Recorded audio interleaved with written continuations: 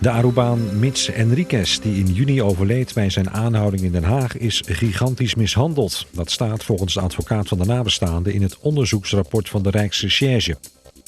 Einde verhaal voor de avondeditie van Sesamstraat op de publieke zenders. De kindershow verhuist naar een digitaal themakanaal. Veel ouders zijn boos, maar voor hen wordt Sesamstraat niet gemaakt, zegt de directeur van de NPO. Kinderen kijken volgens hem al lange tijd liever naar de ochtendeditie van Sesamstraat. Zweden roept vluchtelingen op om niet meer naar het land toe te komen. We zitten aan onze tax. De situatie is dramatisch, aldus de minister voor Migratie.